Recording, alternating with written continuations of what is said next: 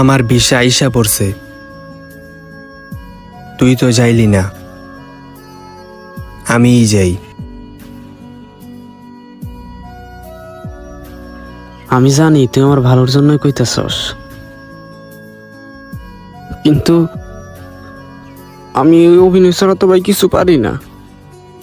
দেখ কি হয়, না হলে তো আমি আছি। মায়েরা দেখে শুনে রাখিস, যদি বাইচা থাকি তাহলে তো আসমু, আর যদি মইরা যাই